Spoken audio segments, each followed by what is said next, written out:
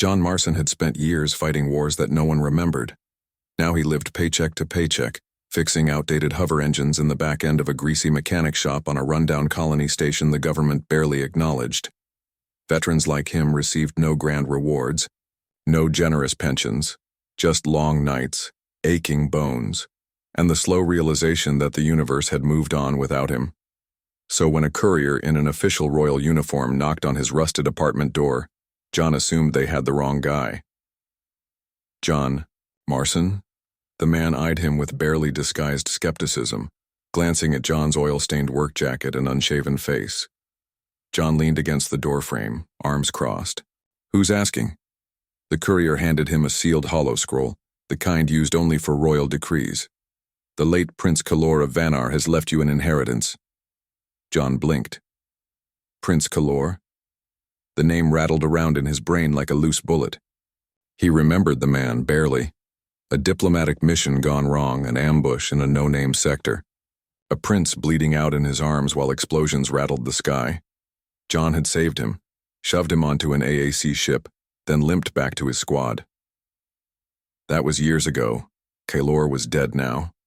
John looked at the glowing scroll in his hands, heart thudding. What kind of inheritance? The courier hesitated, then gestured to the docking bay below. John followed his gaze, and saw it. A massive containment crate was being unloaded by 4 nervous-looking workers. The crate shuddered as something inside shifted, a deep, low growl vibrating through the air. The courier cleared his throat. "An albino Lupan wolf, sir." John's breath caught. A Lupan wolf, the elite alien species known for their intelligence, their telepathic abilities, their deadly precision in war. These weren't pets. They weren't even considered animals by most of the galaxy. They were warriors, royal guardians, and this one had belonged to Prince Kalor. John narrowed his eyes. Why the hell would he leave me a warwolf? The courier took a step back as if the answer might bite him. That, I cannot say. But the royal decree is clear. It belongs to you now. John turned his gaze back to the crate.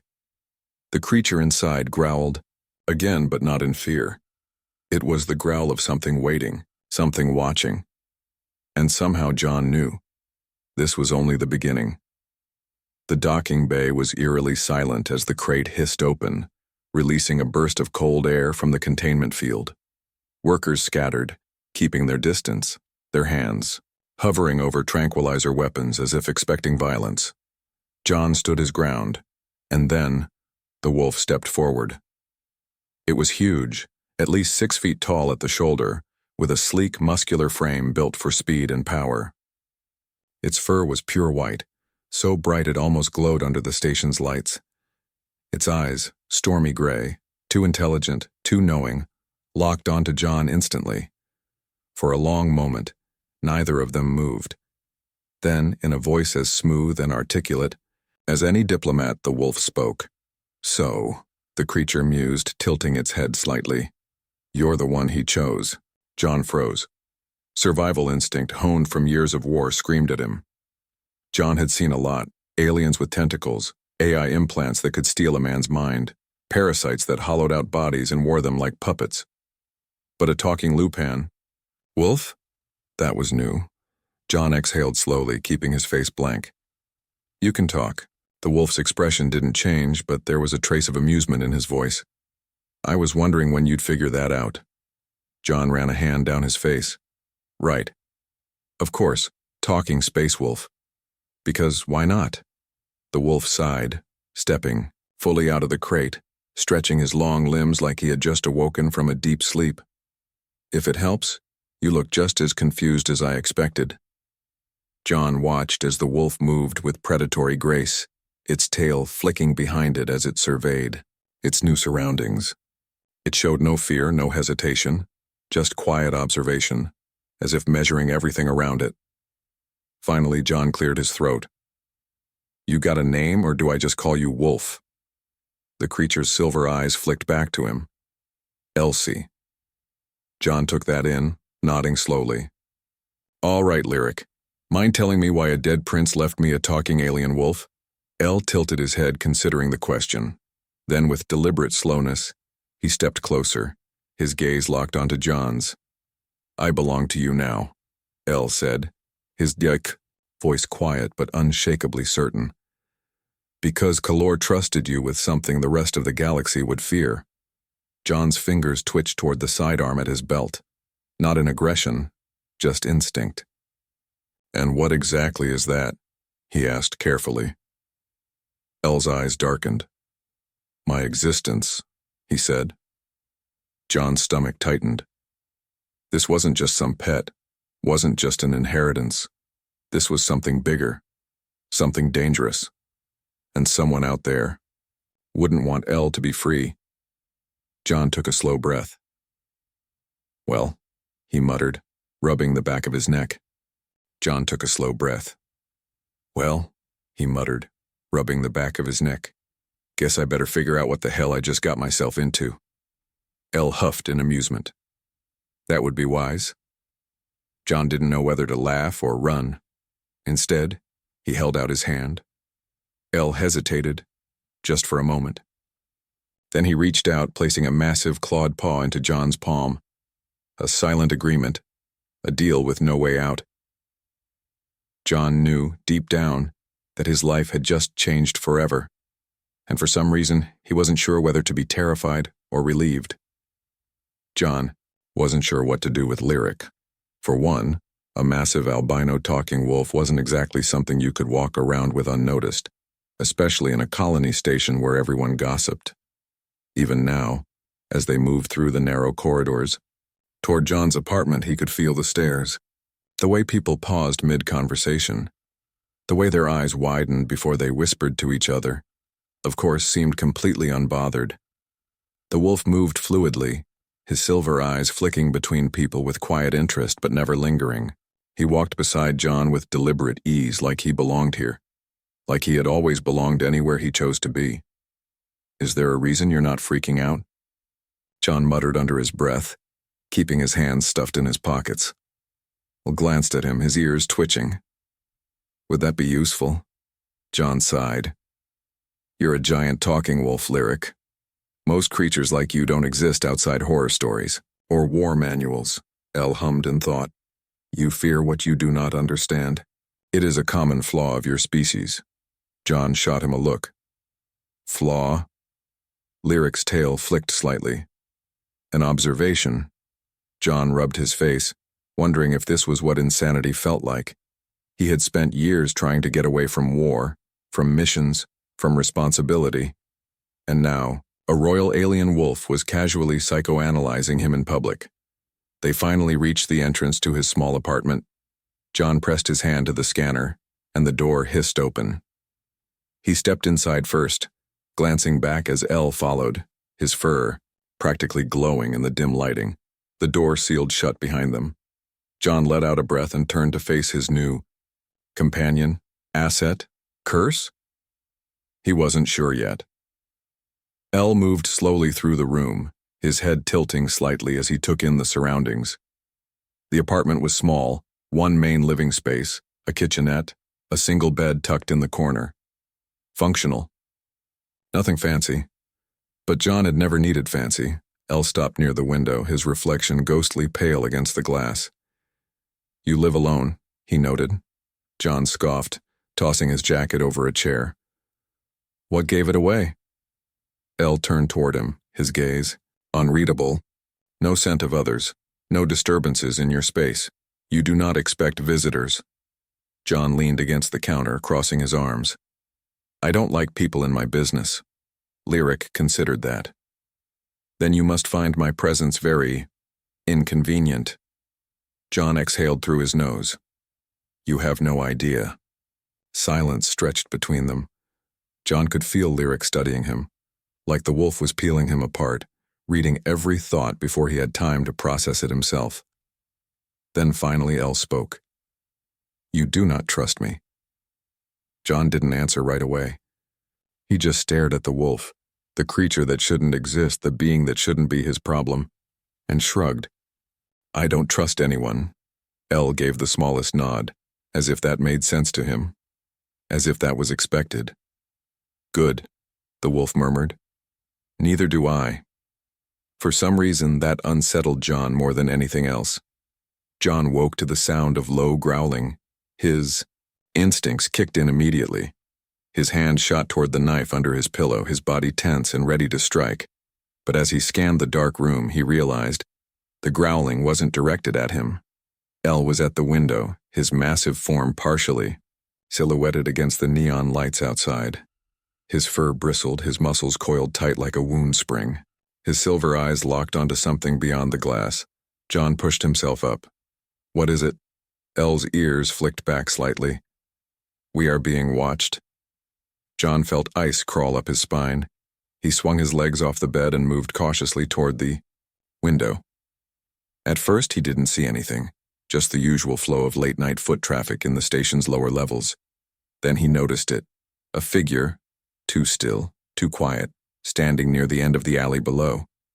The man was cloaked, his face hidden beneath a low hood.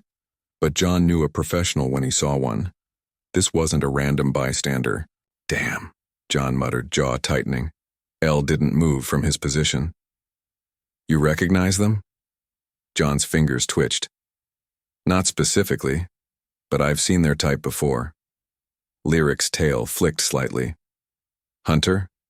John nodded. "Or worse. Whoever they weren't amateurs. The way they stood, the way they didn't fidget or glance around nervously, it meant they were trained. Waiting. Observing. Junk's stomach twisted. "This isn't some random merc looking for work," he muttered.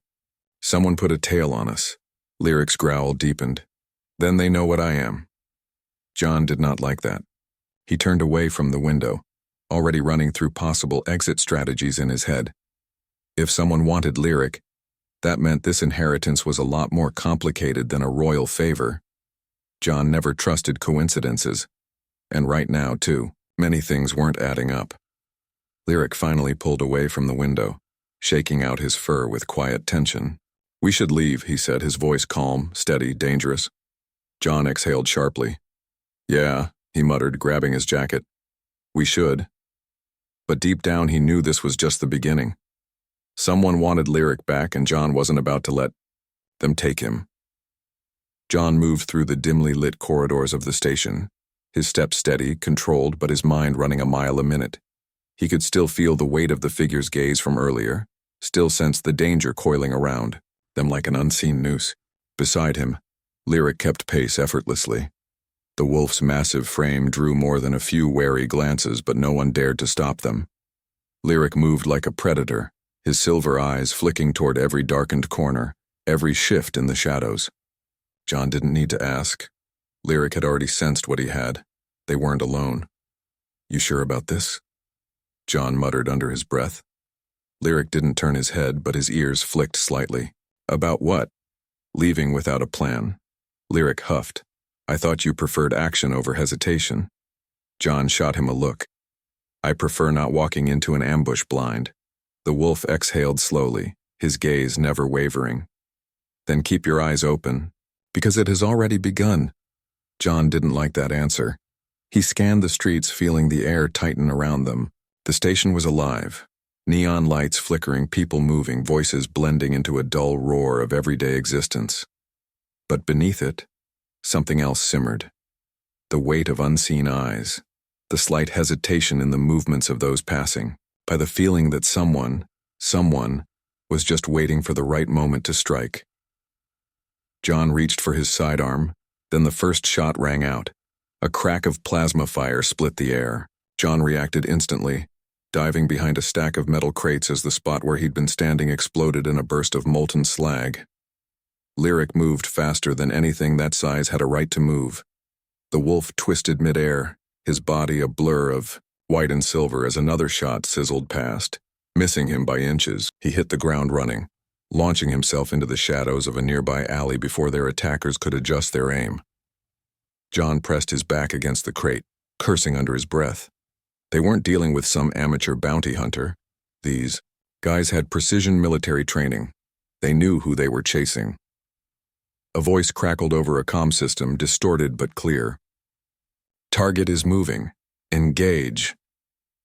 Hell, John barely had time to brace before the next volley came. He turned, firing 3 quick shots toward the source of the attack. One of them hit something solid. A grunt-like noise confirmed it. But the others went wide. He didn't stay to check his work. "Lyric!" he barked, already moving. The wolf emerged from the darkness, his silver eyes gleaming like a blade in the low light. No blood on his fur. No hesitation in his step. "We have 2 choices," Lyric said, voice eerily calm despite the chaos. "We fight, or we run." John didn't hesitate. "We run." And just like that, they were moving again, disappearing into the winding maze of the station as their hunters closed in. John's lungs burned as he sprinted through the lower levels of the station, the air thick with the stench of oil, rust, and desperation. The underbelly of the colony was where the unwanted gathered. Smugglers, outcasts, people looking to disappear. Right now, he and Lyric fit right in. Behind them, the sound of heavy boots and shifting armor echoed through the steel corridors. Their pursuers were fast, but they didn't know this part of the station like John did. He had spent years running jobs through these tunnels, sneaking past patrols, making exits where none should have existed. Lyric ran beside him, his breathing controlled, his movements as fluid as a ghost slipping through the dark. "They are tracking us," the wolf said. John didn't slow. "How?" "Their leader. He is Luperon." John's stomach dropped. A Luperon tracker. That explained a lot. These weren't just mercenaries, they had someone who could smell them out, predict their movements. "We need to break the trail," Lyric continued, voice measured now. John made a split-second decision, grabbing Lyric's thick fur and yanking him into a side tunnel just as another round of plasma fire erupted behind them. The shots missed, but only barely. They ran through the narrow passage, moving fast, ducking under rusted pipes and weaving between old storage crates. The air felt heavier here, charged with the hum of power generators buried deep within the station. Lyric suddenly stopped. John skidded to a halt beside him, chest heaving. "What?" The wolf's ears twitched. He turned his head slightly, sniffing the air. Then his lips curled back, revealing sharp, gleaming teeth. "They are already here." John's fingers curled around the grip of his pistol as the shadows ahead shifted, and then they stepped out. 3 figures clad in dark plated armor, their helmets sleek and reflective, their weapons leveled with practiced precision. But it was the one in the center that caught John's attention. The Luperon tracker. He was massive, taller than Lyric, his fur a deep shade of charcoal black. His piercing golden eyes locked onto Lyric immediately, his expression unreadable. "Brother," the Luperon said, voice smooth as a knife's edge. John felt Lyric tense beside him. The black-furred Luperon took a step forward. "You were supposed to die with Kalor." Lyric's tail flicked once. "And yet here I stand." The tracker tilted his head slightly. "Not for long." John didn't wait for the conversation to end. He fired first. The shot slammed into the Luperon's armor, but the bastard barely flinched. In the same instant, the other mercs moved, their rifles flaring to life. Lyric exploded forward, his speed inhuman, his body a blur as he collided with the nearest attacker, teeth sinking into armor, claws raking against reinforced plating. John ducked low, firing into the second merc's visor, sending them staggering, back as sparks erupted from the impact. The black-furred Luperon was on him in seconds. John barely had time to react before a powerful strike caught him across the chest, knocking him flat against the steel floor. Pain lanced through his ribs. The Luperon loomed over him, golden eyes gleaming. "You are weak." John coughed, wincing. "Yes, and you talk too much." A white blur crashed into the black Luperon from the side. Lyric hit him hard, teeth flashing, claws digging into thick fur, driving the larger wolf back into the darkness. John pushed himself up, ignoring the burning pain in his chest. Lyric was holding his own, but the black Luperon was stronger, faster. If they didn't end this fight soon, they wouldn't get another chance. John clenched his teeth. He had one shot. Shot at this, He grabbed the discarded rifle from the fallen. Merc powered it up and aimed at the ceiling. One well-placed shot. He pulled the trigger. The entire corridor shook as the support beam ruptured, sending tons of steel crashing down. The black Lupin snarled, leaping back just in time to avoid. Being crushed, that distraction was enough. "Lurk, move," John shouted. The white wolf twisted away, bounding toward John as debris collapsed between them and their pursuers. John didn't wait to see if the Lupin survived. He grabbed L's fur, pulling him into another tunnel, and they ran. They were not safe yet, but they were alive, and right now that was all that mattered. John's breath came in sharp, measured bursts as he and Lurik slipped into the underbelly of the station, weaving through the tangled mess of old machinery and abandoned corridors. The steel walls around them were rusted and corroded, humming with the remnants of forgotten power grids. The dim emergency lights flickered in irregular pulses, casting jagged shadows along the floor. They had bought themselves a moment. Nothing more. John leaned against a bulkhead, wiping the sweat from his brow. His ribs ached like hell, but he had learned long ago how to push through pain. Rick stood beside him, his massive form still tense, ears flicking at every distant sound. He was listening, waiting, hunting. The black-furred Lupin was still out there, and he wasn't alone. John exhaled, his voice low. "Who the hell was that?" Lurik didn't answer at first. His silver eyes remained fixed on the corridor ahead, his tail swishing slightly as if caught in deep thought. Then, after a long moment, he spoke. "Kairos," he murmured. The name came with weight, as if it carried the echoes of something long buried.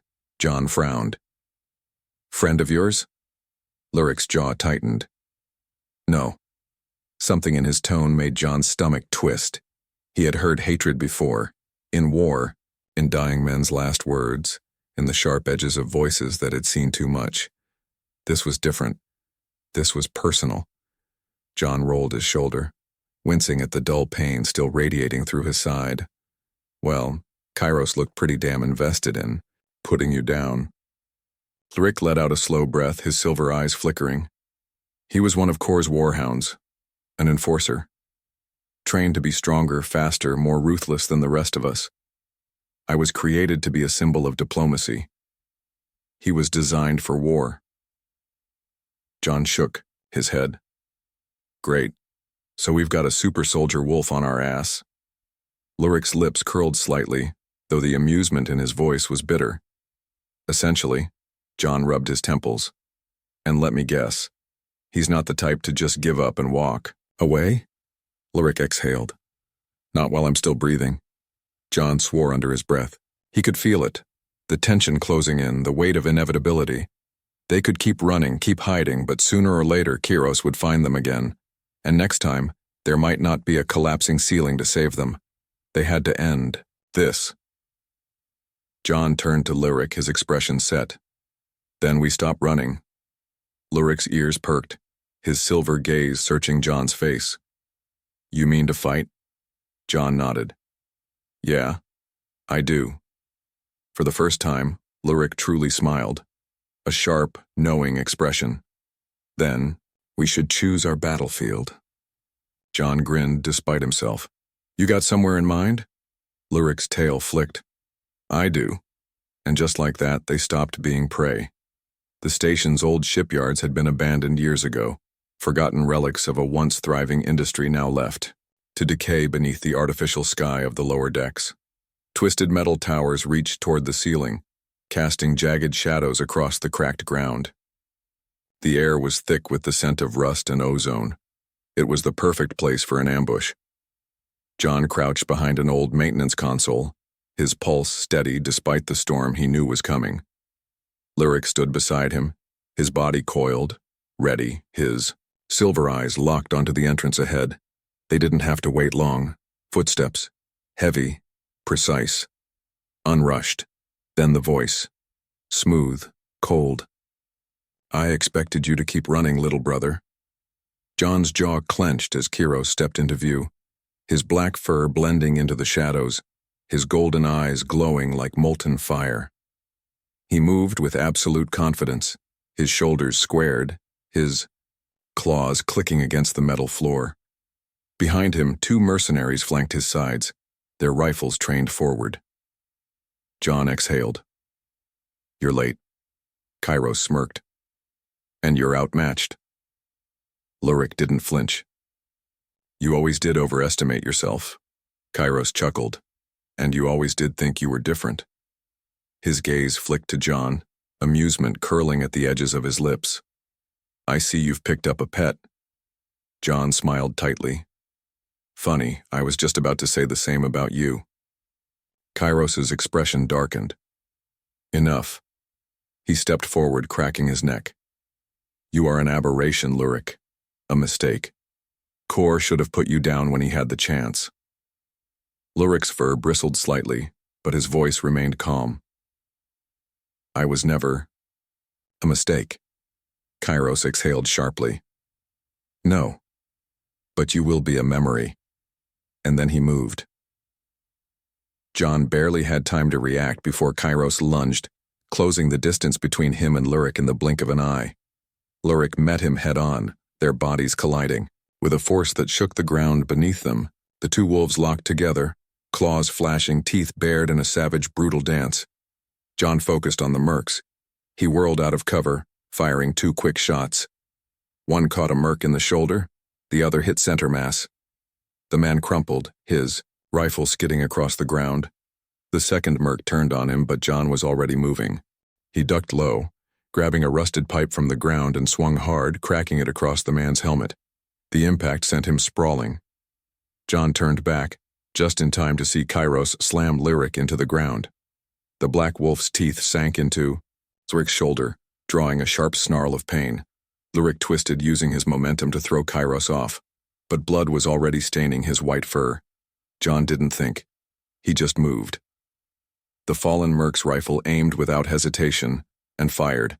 The shot hit Kairos in the side, sending him staggering. El didn't waste the opening. He lunged forward, his jaws closing around Kairos's throat. For a moment, everything was still. Kairos let out a strangled growl, his golden eyes flashing in shock. Then slowly, his body went limp. El held his grip for another breath. Then another. Finally, he released. Kairos collapsed. The black wolf's body lay still on the cold metal ground. John exhaled, lowering his weapon. El stepped back, his breathing ragged, blood staining his fur. He didn't take his eyes off Kairos's unmoving form. John swallowed. "It's over." El was silent for a long moment. Then he let out a slow breath. "Yes," he murmured. "It—" John looked at him. The wolf who had defied fate, defied death, defied everything that was meant to destroy him. "Come on," John said quietly. "Let's get the hell out of here." El turned his silver eyes toward him. And then, despite the blood, despite the pain, despite everything, he smiled. "Lead the way," he said. And together they walked into the unknown. The silence after a battle was always the loudest thing in the world. John could still hear his own pulse hammering in his ears, his fingers twitching slightly around the rifle he no longer needed. The station's shipyard was eerily still, the air thick with the scent of burned plasma, rusted metal, and blood. Kairos lay motionless on the cold floor, his once mighty form reduced to nothing more than another corpse in the long, unending list of things John had survived. But it was El that held John's focus. The white wolf stood above his fallen kin, his chest heaving, his silver eyes distant. Blood matted his fur, some of it his, some of it Kairos's. His body was tense, shoulders coiled tight. But there was no triumph in his posture, no satisfaction in his expression. John knew that feeling. Killing wasn't victory. It was just another weight to carry. "El," John called, voice low but firm. The wolf didn't respond. He just kept staring at Kairos's lifeless form, unmoving. John took a careful step forward. "It was him or you," he said, keeping his tone steady. "You didn't have a choice." El let out a breath. It wasn't relief. It wasn't even acknowledgement. It was just exhaustion. "He was my brother," El murmured finally. John exhaled slowly. "Yeah." That part he understood too. He, "Wasn't your family?" John said after a moment. "Family doesn't leave you to die. Doesn't try to put you down like you don't matter." He hesitated. Kairos made his choice. You just made yours. El's ears flicked slightly, but he didn't speak right away. He was processing it, and John knew better than to rush him. The wolf finally looked at him, his silver eyes clouded with something unreadable. And what choice was that? John gestured around them. To survive.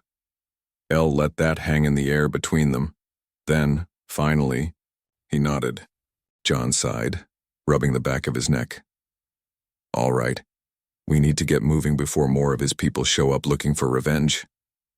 El gave one last glance at Kairos, then turned away from the body without another word. Neither of them looked back. The ship they found was a rusted, half-functional smuggler's vessel, abandoned in the far corner of the dock. It had been stripped down, missing several key systems, but the engine still hummed when John ran a quick diagnostics check. She'll fly, John muttered, barely believing it himself. El sat near the entrance ramp, licking the wounds along his forearm with slow, precise movements. How do you always manage to find the most questionable transportation? John grinned. It's a skill. The wolf huffed, clearly unamused. John climbed into the pilot seat, pressing a few manual overrides until the ship's control panel flickered to life. The engines let out a low whine, struggling against years of neglect, but eventually stabilized. They were leaving. John didn't know where they were going, but that part didn't really matter. He turned in his seat, glancing back at El. The wolf sat tall, his silver eyes scanning the cockpit, assessing their next move before it had even begun. You, got anywhere in mind? John asked. El exhaled, thoughtful. Somewhere quiet. John snorted. Not sure we're built for quiet, partner. El's lips twitched slightly. No, I suppose we aren't. John stared at him for a long moment. He had been alone for so long, drifting through life just another forgotten soldier on a station full of ghosts. And now he had something more. A wolf who had been engineered for diplomacy but chose war to stay free. A creature meant to be a servant but chose his own path, a friend. John leaned back, adjusting the ship's trajectory as the docking clamps released. The station fell away behind them, a distant memory swallowed by the endless black of space. The future stretched before them, unknown, uncertain, but theirs. All right, El, John said, his grin lazy and confident. Let's see where the stars take us. The wolf's silver eyes gleamed. Lead the way. And with that, they vanished into the void, chasing a future neither of them had ever thought possible.